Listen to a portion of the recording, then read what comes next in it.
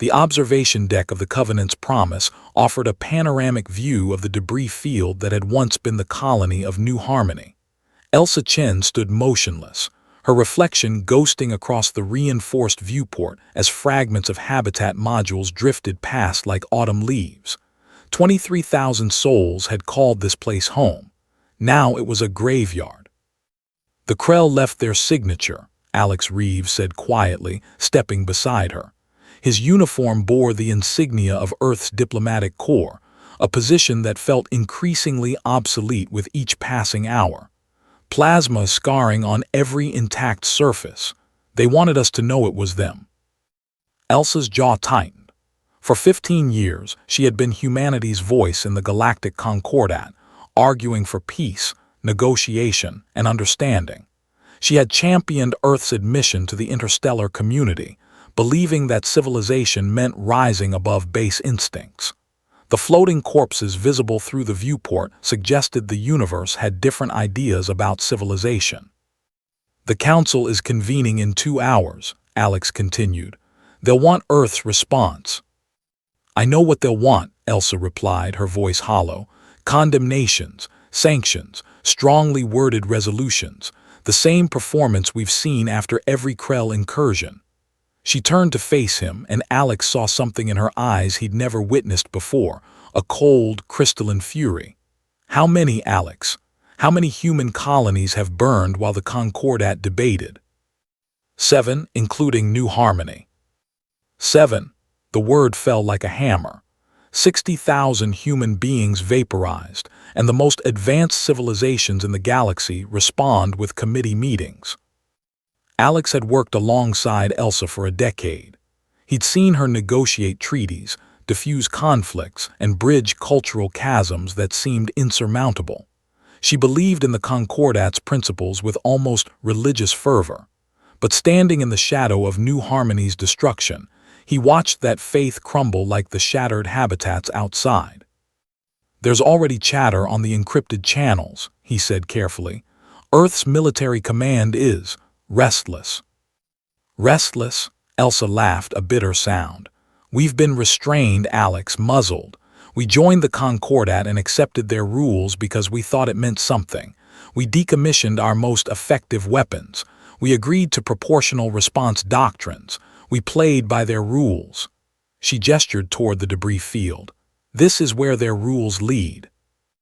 The Concordat chamber was a marvel of architecture and xenobiology, a vast sphere where representatives from 47 species floated, swam, or perched according to their environmental needs. Elsa had always found it beautiful, a testament to cooperation across impossible differences. Today it felt like a tomb. The Cesic ambassador, a crystalline being whose thoughts echoed through translation fields, opened the proceedings. "The tragedy at New Harmony demands our collective mourning. The Krell Dominion's actions violate 17 articles of Concordat law. We propose—" "No," Elsa's voice cut through the chamber like a blade. The translation fields flickered, uncertain. The human had interrupted the opening remarks, a breach of protocol that bordered on sacred violation. "Ambassador Chen," the Cesic responded, harmonics tinged with disapproval, "you will have your opportunity to speak when—" "No," Elsa repeated louder. "We're done with opportunities, done with procedures, done with your rules that protect everyone except those who follow them." Alex watched from the human delegation section, his heart pounding. This was career suicide. This was diplomatic catastrophe. This was probably the bravest thing he'd ever witnessed. "For 15 years, Earth has been the model Concordat member," Elsa continued, her words now broadcast to every species present. "We dismantled our kinetic orbital platforms. We limited our fleet displacement. We submitted to inspection regimes that no other species would tolerate. We did this because you promised us that civilization meant something more than strength."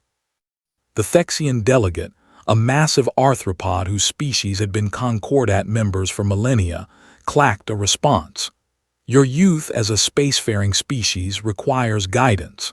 The Krell will be sanctioned according to established protocols." Sanctioned. Elsa's laugh was sharp. You've sanctioned them 7 times, they've paid fines, made apologies. Then they burn another human colony. Do you know what my people call this? Being civilized to death. What do you propose? The Cecic asked, genuine confusion in its harmonics. Shall we abandon law for barbarism? No, Elsa said, and her voice dropped to something cold and final. You'll continue being civilized. That's your choice. But as of this moment, Earth is resigning from the Concordat. We're done pretending your civilization has room for us. The chamber erupted. 46 species voiced shock, outrage, and confusion through their respective translation fields. Only Alex and the human delegation remained silent, watching their ambassador burn every bridge humanity had spent decades building. Ambassador Chen, the Cecic attempted to restore order, you cannot simply resign. There are procedures. Keep your procedures, Elsa interrupted. Within 72 hours, every human vessel will withdraw from Concordat space. Every embassy will be closed. Every treaty will be dissolved. She paused, letting the weight of her words settle. And then Earth will remind the galaxy what humans looked like before you civilized us. Alex found her in the observation deck again, watching as the Covenant's promise prepared to depart New Harmony's ruins. The Council had spent 6 hours trying to walk back her declaration. She'd ignored every communication. The Joint Chiefs are already mobilizing, he said. They're calling it Operation Prodigal Tooth, reactivating everything we mothballed. Good. Elsa's reflection in the viewport showed no regret.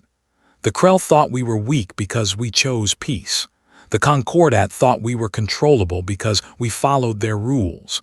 They're both about to learn the difference between can't and won't.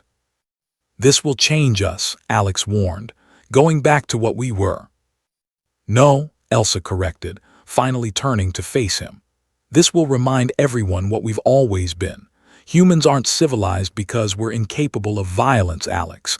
We're civilized because we choose to restrain it. But when civilization fails to protect our children, her eyes held the same cold fire he'd seen hours before. Then we remember why our ancestors climbed to the top of Earth's food chain. Outside the viewport, New Harmony's wreckage slowly receded as the ship jumped to FTL. In the quantum spaces between stars, Earth was already moving. Shipyards that had built colony vessels now forged warships.